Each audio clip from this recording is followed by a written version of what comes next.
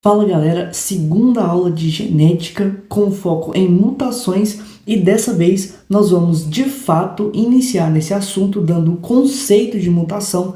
Vamos passar também sobre algumas síndromes causadas por essas variações genéticas e algumas delas bem famosas, como a síndrome de Down, Edwards-Palao e o Orkay, beleza? Bom, se essa aula te ajudar, você já deixa seu like, se inscreva e vamos. Bom, olha só, antes da gente começar, eu quero lembrar vocês, né, que essa aula, como é a segunda, é muito importante que vocês vejam a primeira aula desse assunto, né, que é a introdução às mutações, para que vocês entendam alguns conceitos que eu vou falar aqui, tá? Então vamos lá, vamos começar definindo o que é mutação. Bom, mutação são mudanças nas sequências dos nucleotídeos de um material genético de um organismo. As mutações, elas são a matéria-prima para a evolução.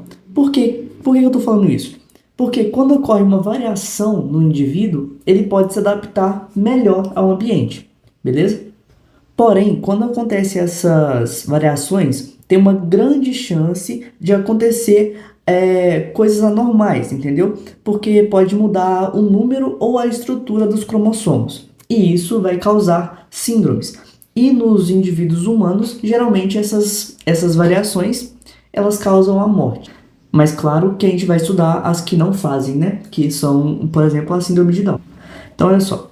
Vamos continuar aqui com o conceito de poliploidia. O que é uma poliploidia? Meu Deus. É quando no núcleo da célula eucarionte há mais de dois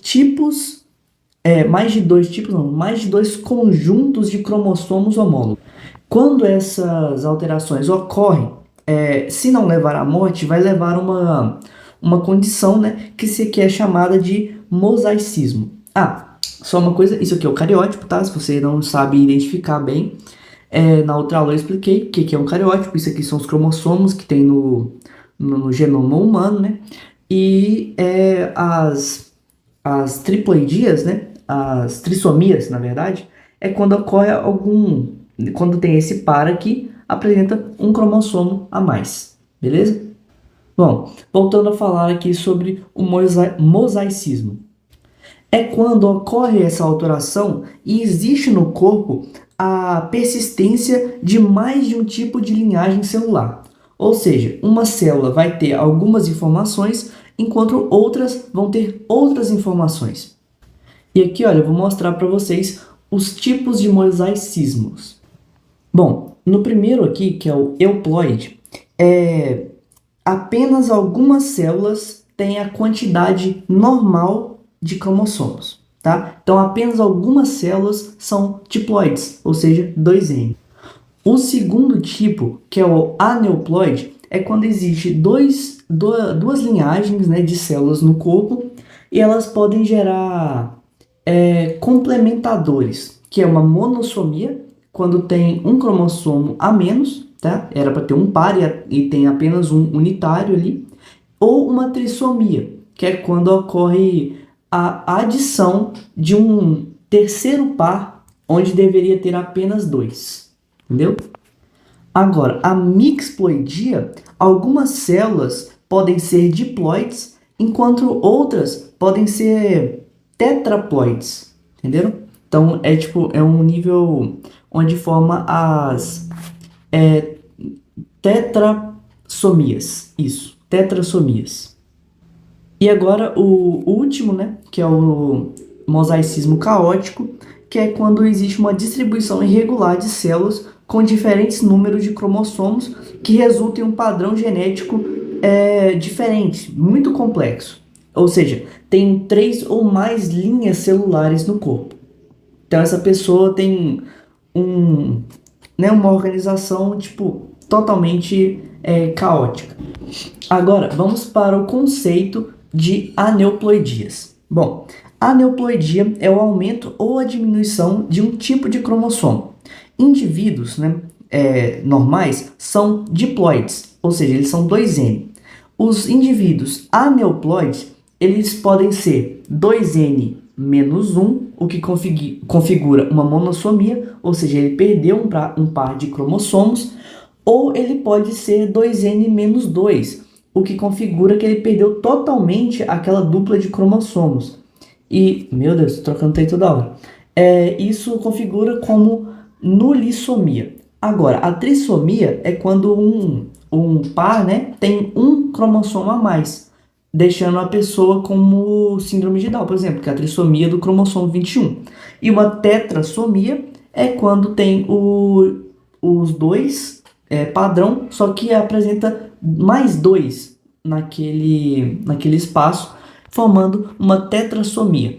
E o que gera essas condições é um processo que chama de junção, ou seja, durante a divisão celular ocorre a distribuição das cromátides, só que para ocorrer essas aneuploidias, ela foi feita de forma incorreta, deixando um cromossomo para trás ou adicionando um cromossomo a mais, um ou dois, né? Ou perdendo um ou dois. Beleza? Vamos agora falar sobre as síndromes causadas por essas variações no cariótipo. Vamos começar falando sobre a síndrome de Turner.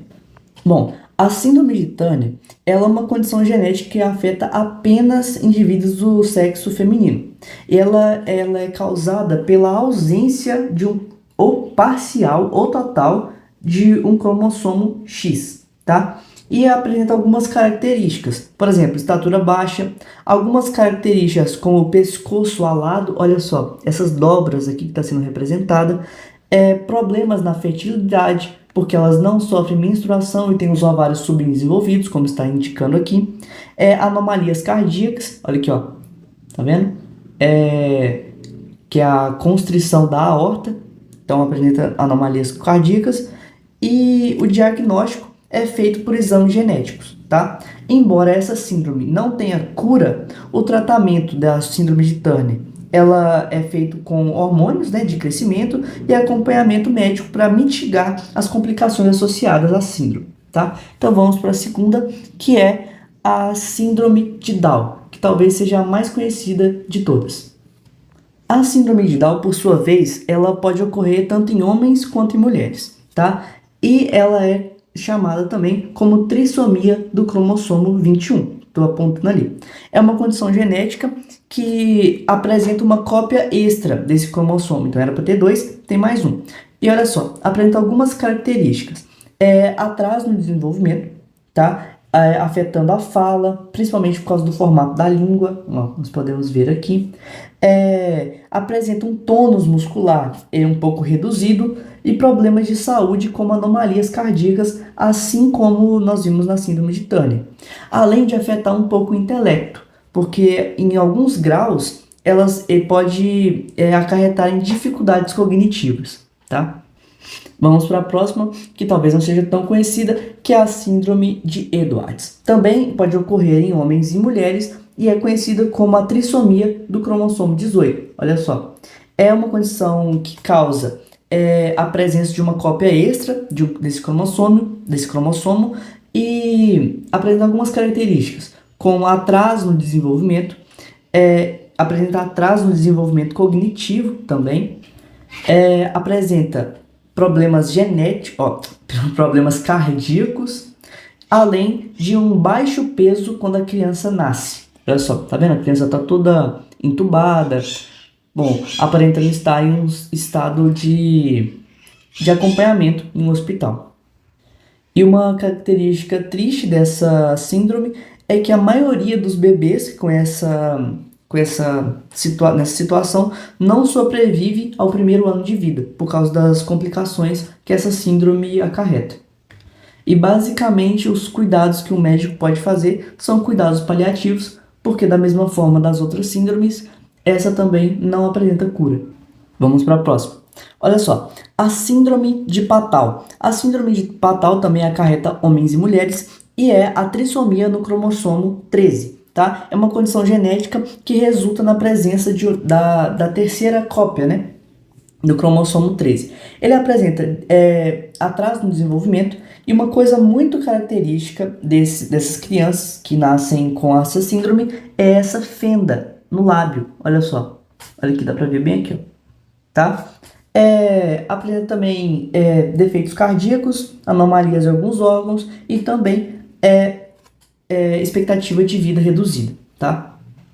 Agora sobre a síndrome de Warkane. É a trissomia do cromossomo 8, tá? Ela apresenta, eu não consegui foto, tá? Não sei porque eu não achei nenhuma foto no Google que desse para colocar aqui.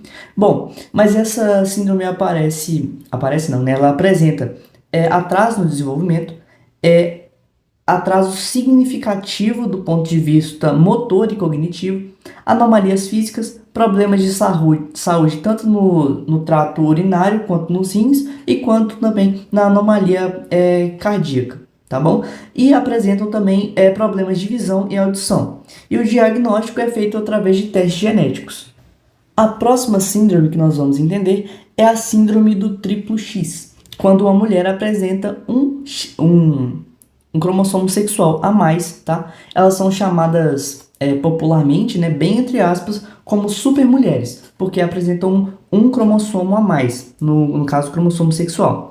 Algumas delas podem apresentar atraso no desenvolvimento e tem algumas características físicas bem marcantes, por exemplo, como que fala? Elas são maiores, entendeu? De alta estatura e apresenta algumas anomalias faciais sutis, mas que não acarretam em perda de função nem nada disso. Algumas delas podem ter menstruação irregular e problemas com a fertilidade, mas não são todas. Existem mulheres triplo X que nem sabem que são triplo X e algumas são imperceptíveis, têm uma vida praticamente normal ou totalmente normal. E apresentam algumas características psíquicas, sabe? Que é tipo problemas com sociabilidade, problemas emocionais e dependem de um suporte psicológico. Mas no geral, a síndrome do triplo X, ela permite que a pessoa viva tranquilamente, mesmo com a síndrome. A próxima síndrome que nós vamos entender é a síndrome de Klinefelter, que é um cromossomo X, tá, extra no cariótipo. Esses indivíduos são homens, tá? Mas que apresentam um X a mais em seu cariótipo, fazendo com que o desenvolvimento físico deles apresentam uma estrutura acima da média, geralmente, quadris largos e apresentam o desenvolvimento de mamas, tá? E tem os testículos reduzidos. Além de apresentar um ombro estreito, crescimento de barba e um pouco de, como que fala, um padrão feminino nos pelos pubianos. 99% desses homens com essa síndrome apresentam um déficit na produção de espermatozoides, ocasionando a eles a infertilidade. Existem algumas correlações com a síndrome de Klinefelter com problemas de diabetes e algumas doenças autoimunes, mas não é uma regra também que só porque a pessoa tem Klinefelter que ela com certeza vai ter diabetes tipo 2. E o tratamento dessas pessoas é a reposição de testosterona, apoio como é que fala? Com acompanhamento psicológico e a expectativa de vida é geralmente normal, mas a qualidade de vida dessas pessoas pode ser melhorada se os tratamentos forem feitos. Apesar de não terem cura, alguns sintomas podem ser reduzidos. Então, essa foi a aula, espero que vocês tenham gostado. Se você gostou, deixe seu like, se inscreva e até a próxima.